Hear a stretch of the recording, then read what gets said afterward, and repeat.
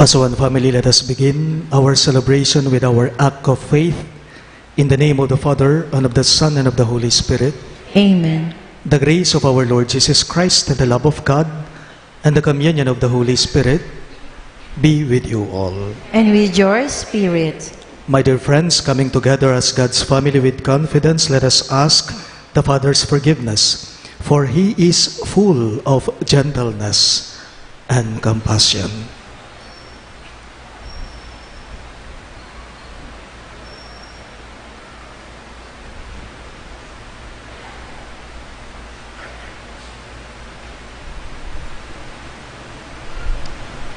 Together we say, I confess to Almighty God and to you, my brothers and sisters, that I have greatly sinned in my thoughts and in my words, in what I have done, in what I failed to do, through my fault, through my most grievous fault. Therefore I ask Blessed Mary, ever Virgin, all the angels and saints, and you, my brothers and sisters, to pray for me to the Lord our God. May Almighty God have mercy on us, forgive us our sins, and bring us to everlasting life.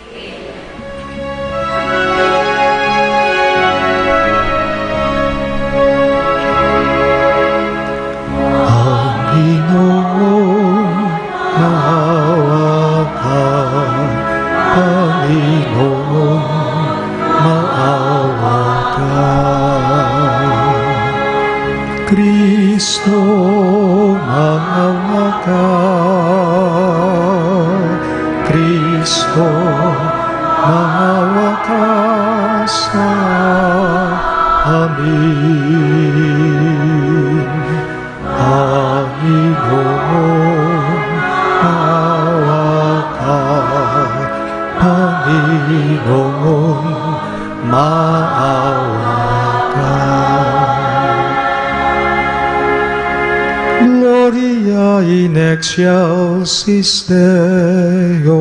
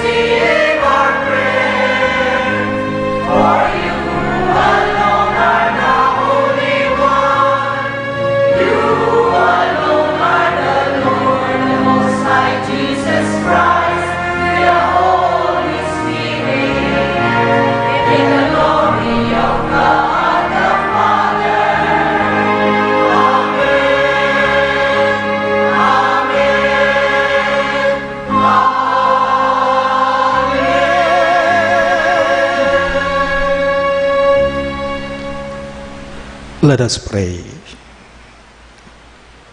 Come quickly, we pray, Lord Jesus, and do not delay, that those who trust in your compassion and find solace and relief in your coming, who live and reign with God the Father in the unity of the Holy Spirit, one God, forever and ever. Amen.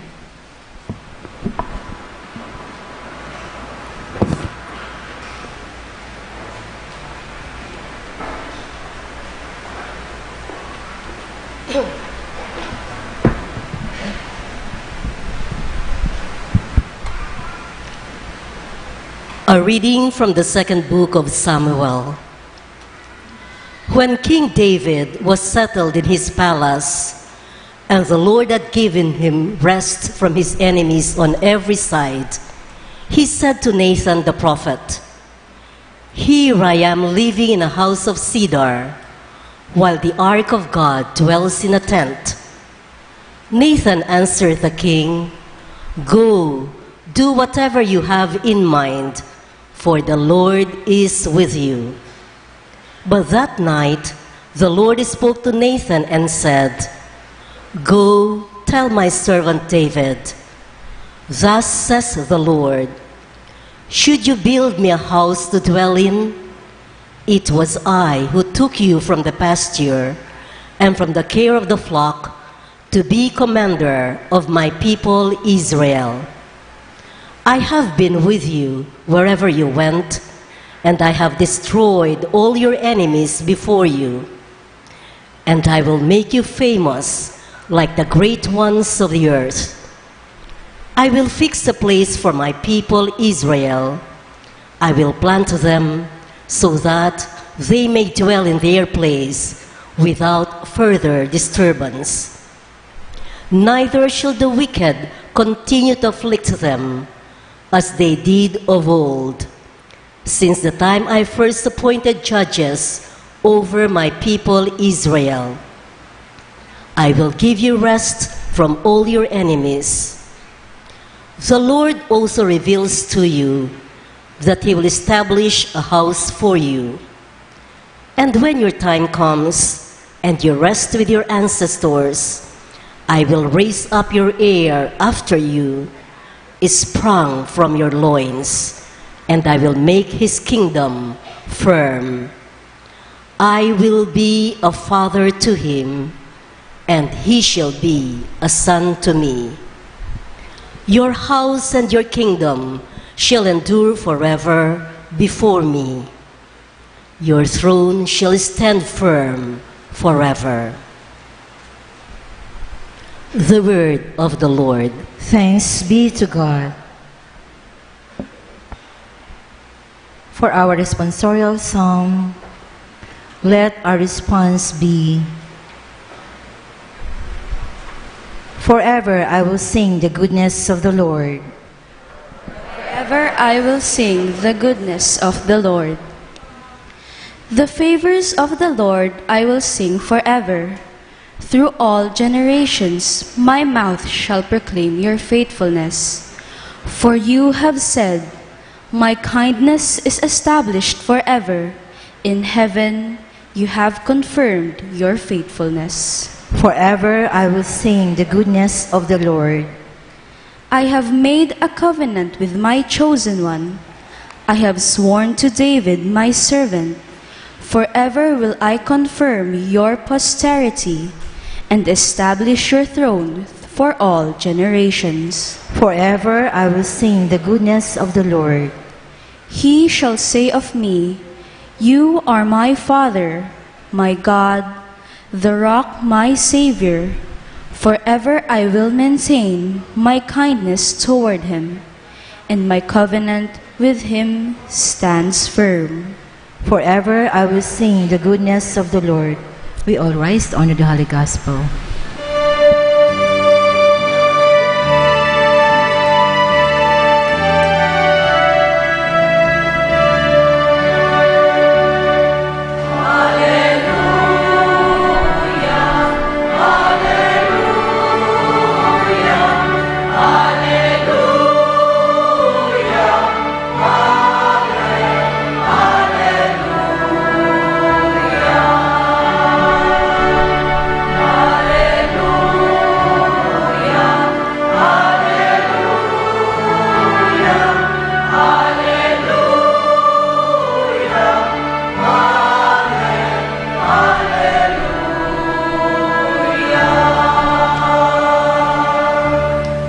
together.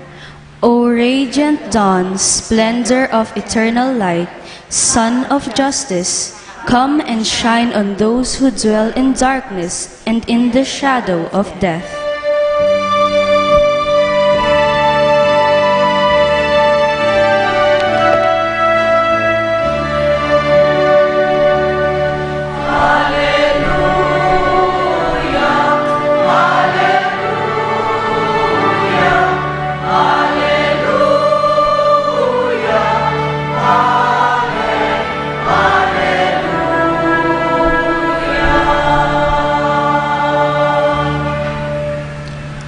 The Lord be with you. And with your spirit. A reading from the Holy Gospel according to Saint Luke. Glory to you, O Lord.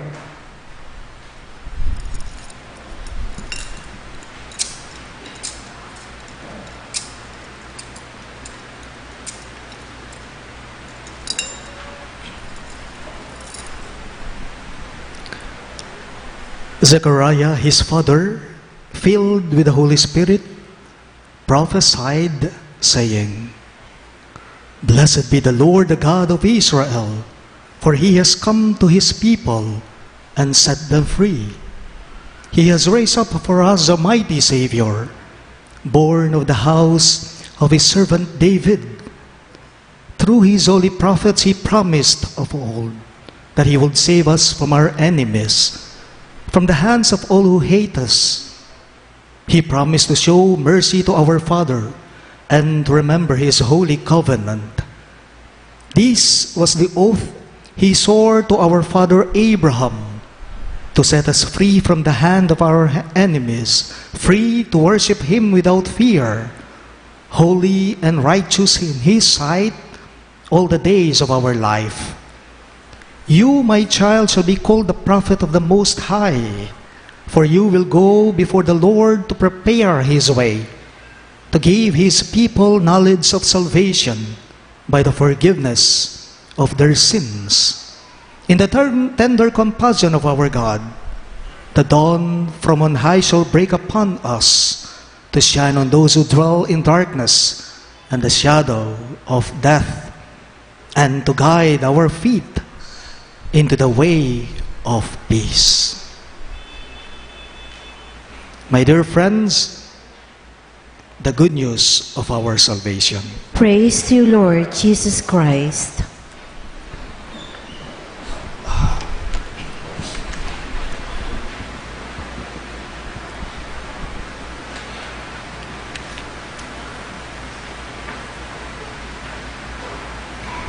Magandang gabi po sa inyong lahat.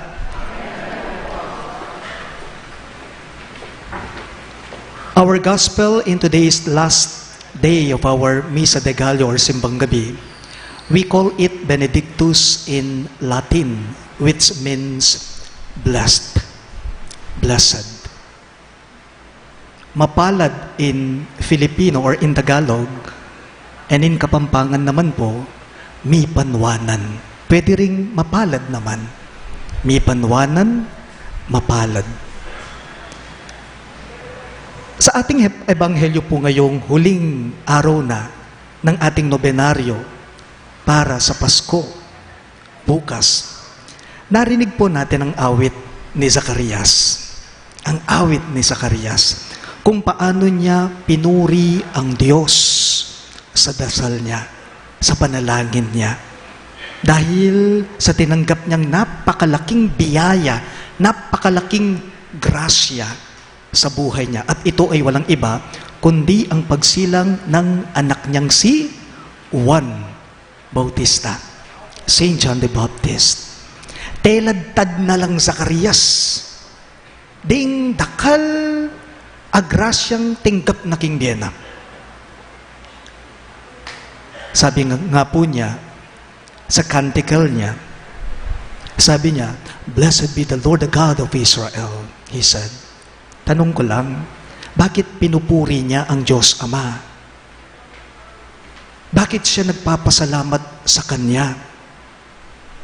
Because Zechariah said in his canticle that the Lord has come to his people and set them free.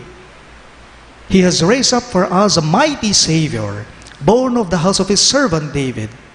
He saved us from our enemies and from the hands of all who hate us, he said.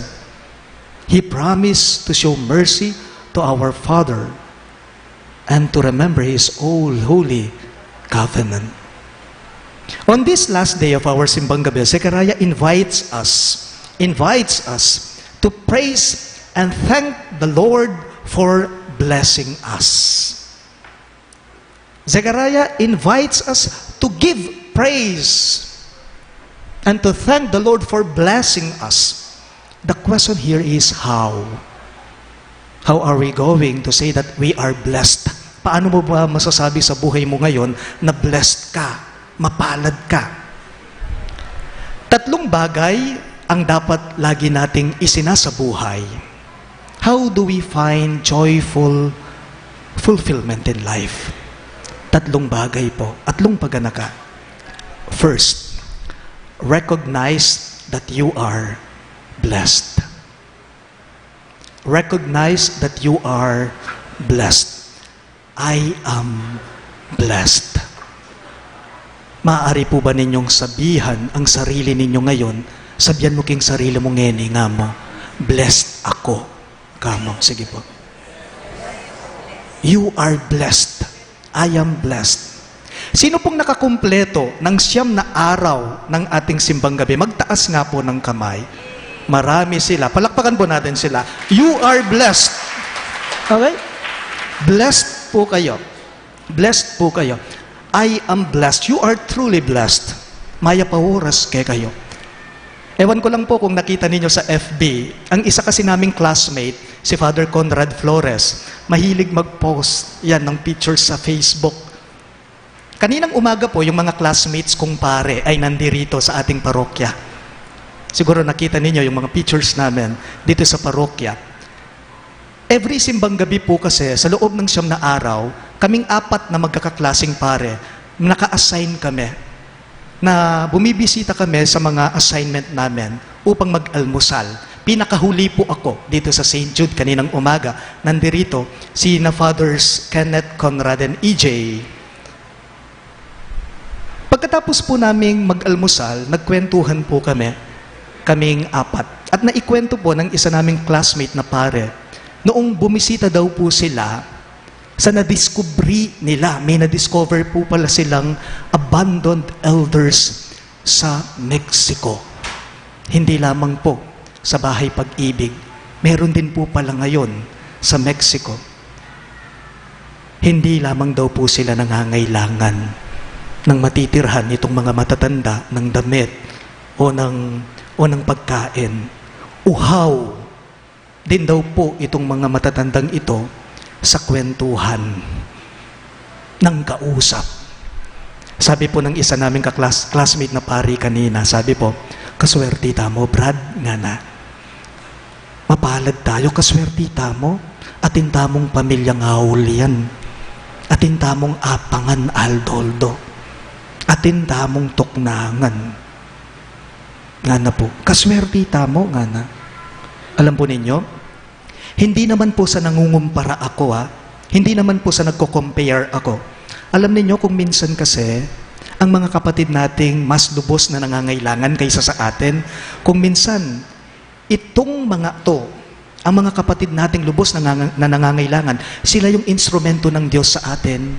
Sila yung kasangkapan ng Diyos sa atin upang isalamin sa atin ng Diyos o ipakilala ng Panginoon sa atin kung anong meron tayo. Kasi balo tamo, ilamangailangan le. Kaya nga kapag nakikita natin sila, nakikita natin kung anong grasyang napunta sa atin. Remember, we may not have everything. At least, we have something. We may not have everything. At least, we have something. Yun lang, malaking blessing na rin sa atin. Yun lang, malaking blessing na rin sa'yo.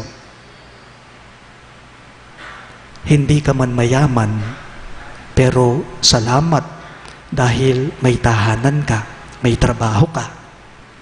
Kapi naman natinan, pero salamat, dakal ka, kakaluguran.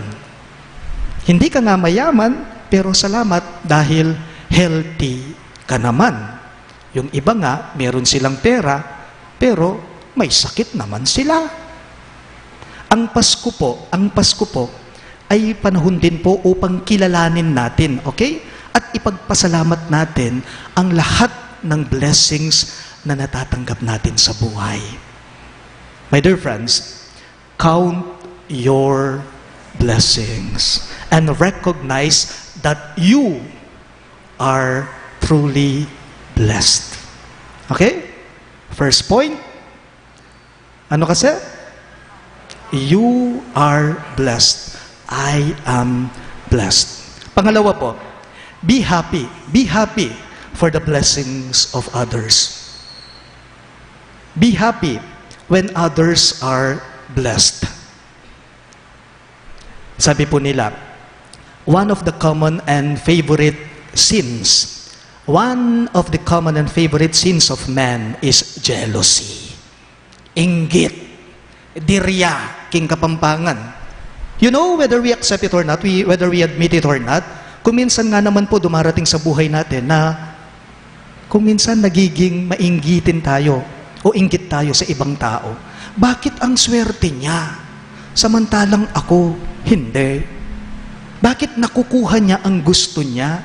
Samantalang sa akin, mahirap yata. Be happy when others are blessed. Actually, we are all blessed uniquely. We are all blessed uniquely.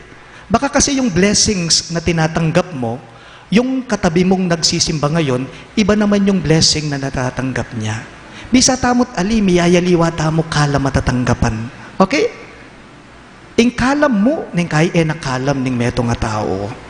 Miyayaliwang tao, siguradong miyayaliwang kalam amanibatan kingapong Gino. Inya alangsangkan ban mika inggitan. Ngayong Pasko po, wag lang sana yung blessings natin ang ipagpasalamat natin. Sana po ipagpasalamat din natin sa Diyos na nabibless din ang iba. Binibless niya ang iba. Be happy when others are blessed. And lastly, be a blessing to others. Be a blessing to others. Kasi blessed ka, yung pangalawa, dapat maging masaya ka dahil blessed sila. Ngayon naman, ikaw na mismo ang maging grasya sa iba, ang maging blessing sa iba. You know, the fulfillment, the completeness of being blessed is when we too become a blessing to others. Sabi po nila, ang tao daw ay parang water dispenser daw. Isipin po ninyo ang water dispenser. Tayo daw po ay water dispenser. Bakit? Kasi daw yung tubig na tinatanggap nito, yung grasya, yung tubig na tinatanggap ng water dispenser, alam naman talaga niya na hindi kanya. Okay? Alam naman talaga niya na hindi kanya. Ito'y dumadaan lamang sa kanya patungo sa iba. Kanino ba dapat ipinagkakaloob ang grasya? Tanong ko lang po, kanino ba dapat ibinibigay ang grasya, ang biyaya? Ibinibigay ito, ipinagkakaloob ito sa mga mas lubos na nangangailangan. Ang biyaya, ang grasya ay hindi pwedeng tawaging grasya kapag ito ay ipinagkait mo sa iba. Ang grasya ay hindi grasya kapag ito'y ipinagkait mo sa iyong kapwa. Walang ipinagkaiba po ito sa panahon ng Pasko. Ing Pasko, eya mo para kay karugo. Ing Pasko, eya mo po para kay katamo. Alam po ninyo, base daw po sa Child Hope Asia Philippines, over 200,000 children daw po dito sa Pilipinas are spending Christmas on the streets. Nakakalungkot naman po. Maraming may alam sa atin sa Pasko. Pero alam niyo, marami din po sa atin ang hindi nakakaranas ng Pasko. Alam natin na Pasko oo. Pero marami din po sa atin pala ang hindi tunay na nakakaranas nito. So, this Christmas be a blessing. Amen? Araw-araw sana po, at hindi lamang tuwing Pasko tayo nagiging blessing sa iba. Kahit hindi Pasko, maging blessing ka. Araw-araw. Sabi nga po nung kanta, araw-araw, sana ay maging Pasko lagi. So every day, do one simple act of kindness. Huwag kakalimutan yon. Be it our commitment. Sa loob po ng isang araw, huwag kakalimutan na gumawa ng kabutihan. Yan din po ay isang diwa ng Kapaskuhan. Huwag makakalimot na gumawa ng mabuti sa iba. Please all rise. The Almighty Father is faithful to His promise. With confidence, we present to Him our needs as we pray, faithful Lord, hear us. All of us, please. Faithful Lord, hear us. Banish fear, hatred, anxiety, and attachment to sin from our hearts, we pray. Faithful Lord, hear us. Give strength to the wavering, comfort to the troubled, and joy to all, we pray. Faithful Lord, hear us.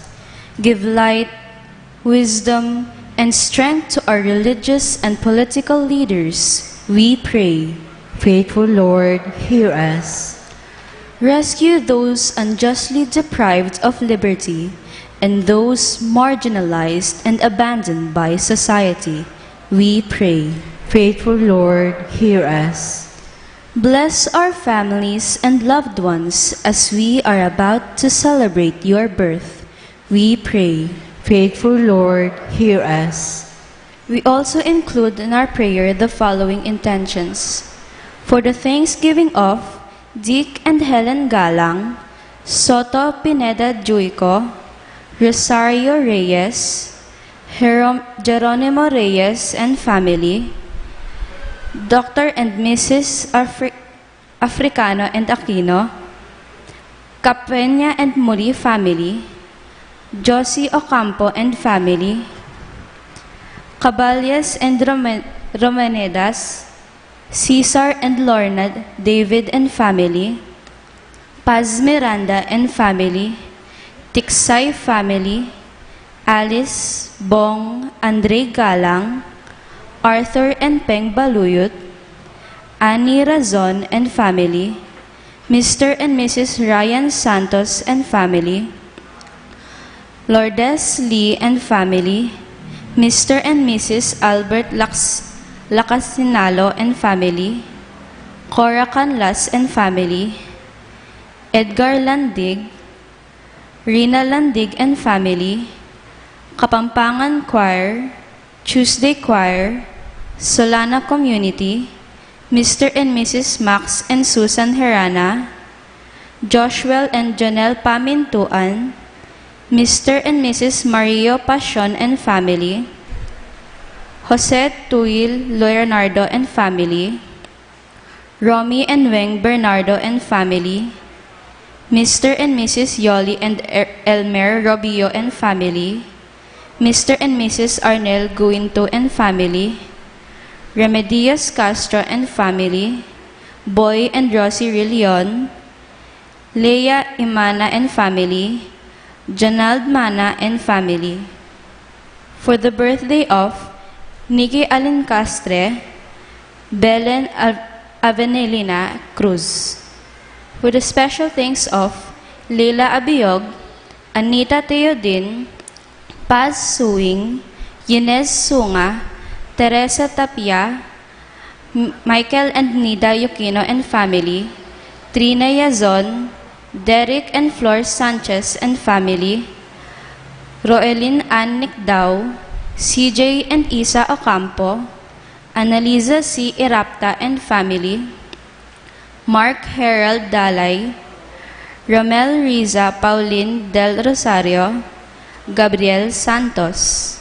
For the good health of Sonny Bustos, Richard Caballa, Dortea Cebal, Evelyn De La Rosa, Greg Franco, Mayi Miranda, Jesus Gatbonton, Mac Corazon Salvicio, Warren Salvoquio, Angelita Mahangas, Leia Imana and family, May Imana and family.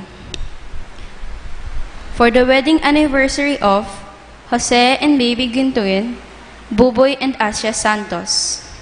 For the safe travel of Jojo and Isa Lacson and family. And for the souls of Norma, Maria Virginia, Marcelo, Dolores, Romano, Urbando, Dominga, Eligio, Pasencia, Eduardo, Romeo Bernardo Sr., Fred Manansala, Mario De Osin, Consolacion, Alfredo, Roquita Paudia, Gonzalo San Luis, Luis Gabriel Salangsangan, Rodolfo M. Santos, Peregina Cruz, Arnea Manganas, Cesar, Antonia, Juan, Jose, Teodoro, Linda, Aurelia, Fatima Silva, and Aurora Villalobos. We pray. Grateful Lord, hear us. We now pray in silence for our personal intentions.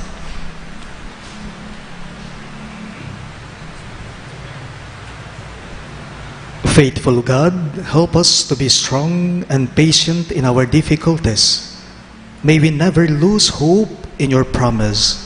We ask this through Christ our Lord. Amen.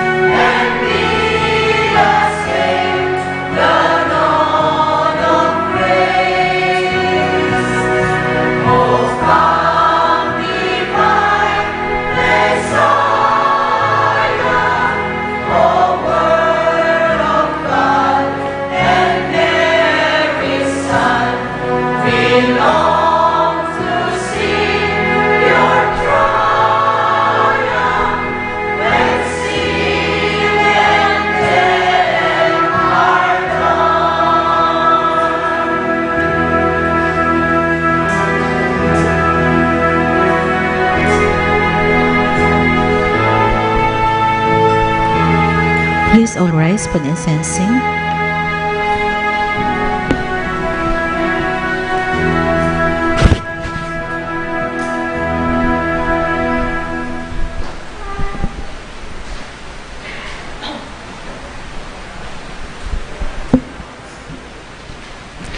Pray, my dear friends, that my and your sacrifice may be acceptable to God, the Almighty Father. May the Lord accept the sacrifice at your hands for the praise and glory of his name, for our good and the good of all his holy church. Graciously make your own, O Lord, the offerings which we bring, that partaking of them we be cleansed of our sins and merit to stand ready with pure hearts for the coming in glory of your Son, who lives and reigns forever and ever. Amen. The Lord be with you. And with your spirit, Lift up your hearts. we lift them up to the Lord. Let us give thanks to the Lord our God. It is right and just. It is truly right and just, our duty and our salvation, always and everywhere to give you thanks, Lord, Holy Father, Almighty and Eternal God, through Christ our Lord. For all the oracles of the prophets foretold him, the Virgin Mother longed for him, with all love beyond all failing. John the Baptist sang of his coming, and proclaimed his presence when he came. It is by his gift that already we rejoice at the mystery of his nativity, so that he may find us watchful in prayer and exultant in his praise. And so, with angels and archangels, with thrones and dominions, and with all the hosts and powers of heaven, we sing the hymn of your glory as without end we acclaim.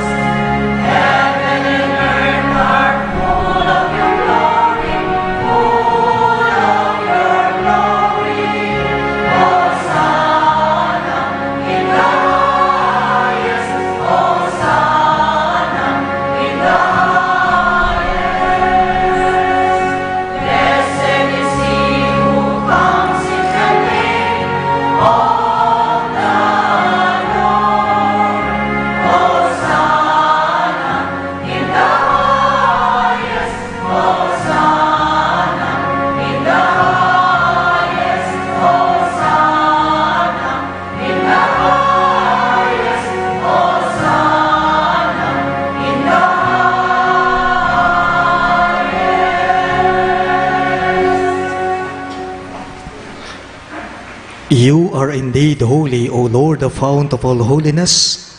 Make holy, therefore, these gifts, we pray, by sending down your Spirit upon them like the dewfall, so that they may become for us the body and blood of our Lord Jesus Christ.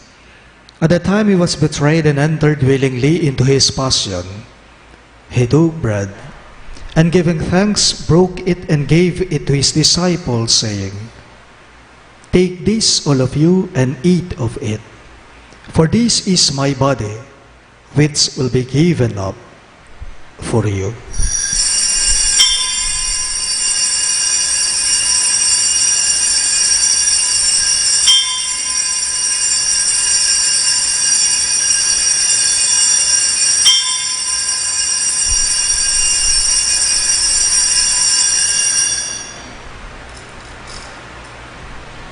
In a similar way, when supper was ended, he took the chalice, and once more giving thanks, he gave it to his disciples, saying, "Take this, all of you, and drink from it.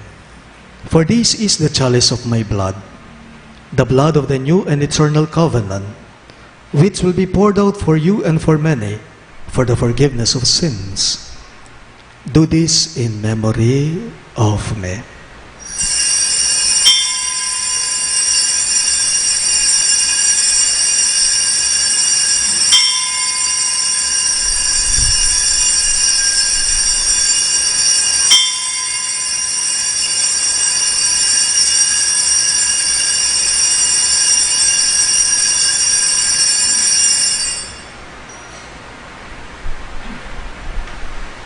The mystery of faith.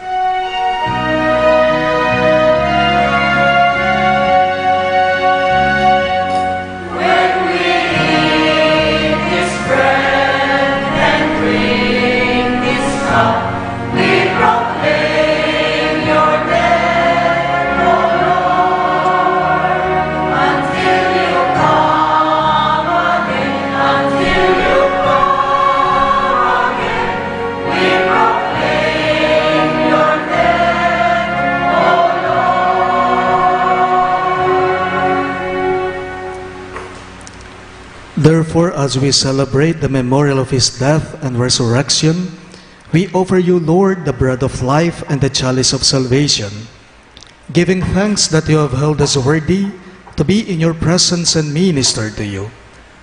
Humbly we pray that partaking of the body and blood of Christ, we may be gathered into one by the Holy Spirit.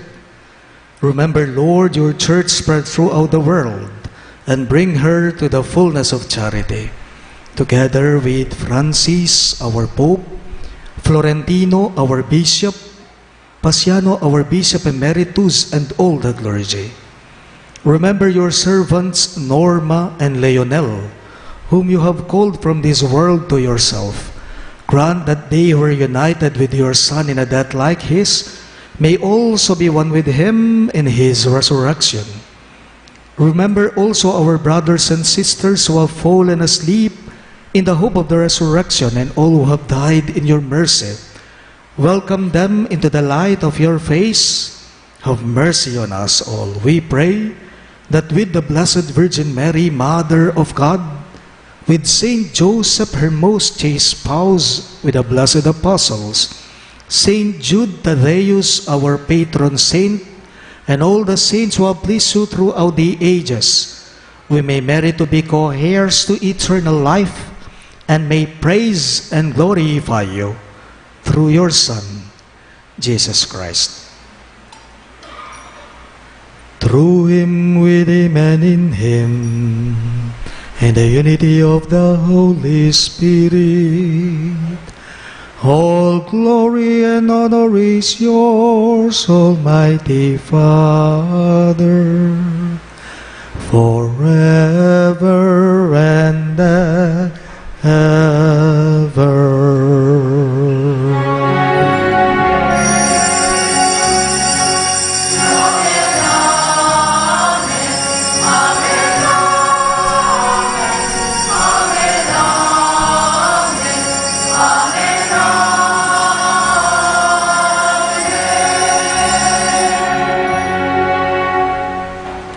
We now pray for the coming of the kingdom as Jesus taught us.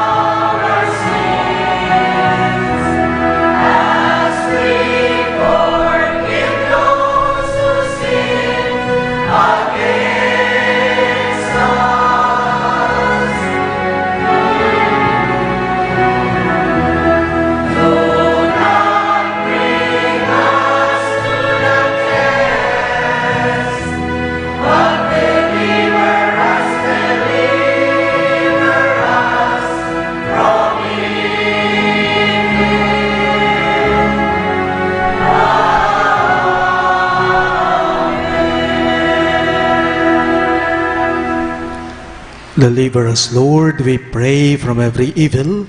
Graciously grant peace in our days, that by the help of your mercy, we may be always free from sin and safe from all distress, as we await the blessed hope and the coming of our Savior, Jesus Christ. For the kingdom, the power, and the glory are yours, now and forever. Lord Jesus Christ, who said to your apostles, "Peace I leave you, my peace I give you," look not on our sins, but on the faith of your church, and graciously grant her peace and unity in accordance with your will, who live and reign forever and ever. Amen. The peace of the Lord be with you always. And with your spirit. Let us offer each other the sign of peace. Peace be with you.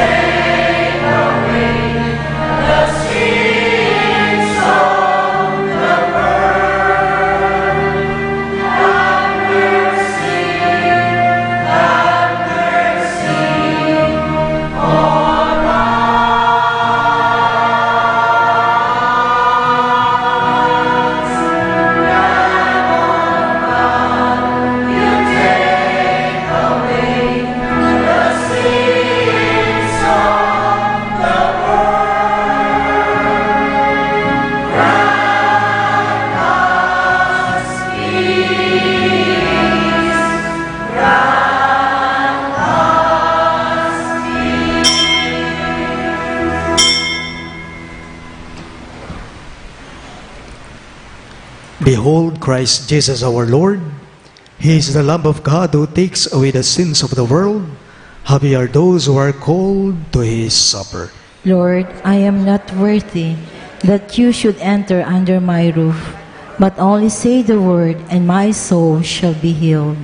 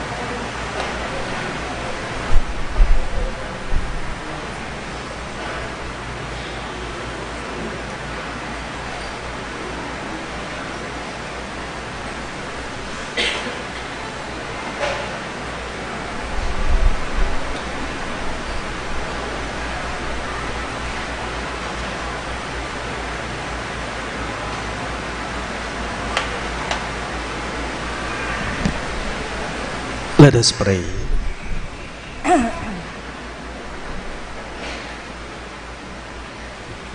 Grant your peace, O Lord, to those you have nourished with these heavenly gifts, that we may be ready with lighted lamps to meet your dearly beloved Son at his coming, who lives and reigns forever and ever. Amen. Please be seated for further announcements. For our ninth and last dawn Mass at 4:30 tomorrow morning, December 24, our sponsors and offerers are the Companions of St. Jude, the Sumba Friends of St. Jude, senior citizens, retirees and December birthday celebrants. We offer rice for our lamak. May we also invite you, our parish community, to join us in these offerings. Those who do not wish to join the processional during the offertory may drop their offerings at the parish secretary's office. All the lamak collected during the Simbang Gabi shall be distributed to our less fortunate brothers and sisters. Please be reminded that our Christmas Eve Mass is at 10 o'clock tomorrow evening. On Christmas Day, we celebrate Masses only in the morning at 7:30 and 9:30. Our New Year's Eve Mass is at 8 in the evening, and on New Year's Day, we celebrate Masses only in the morning at 7:30 and 9:30. And also announcement from St. Jude Village Homeowners Association. There will be a cluster general assembly with St. Jude Village Board of Directors and Captain Regis Evaristo and barangay officials regarding garbage status and proper segregation. On December 26 at 6 p.m. at Multipurpose with cluster Phase 1A and 1B. On December 27, cluster Phase 2A and 2B at 6 p.m. St. Luke Street. And on December 28, Saturday, Phase 3 and 4 at 6 p.m. Main Road. Ang lahat ay inanyayahan na makadalo. Maraming salamat po.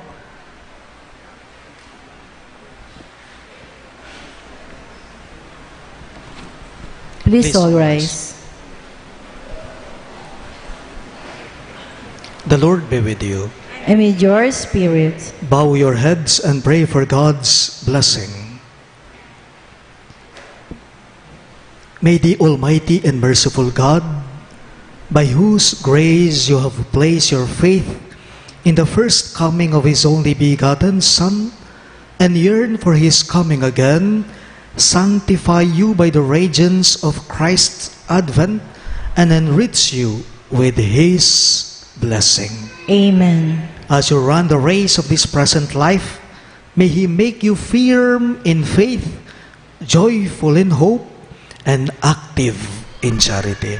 Amen.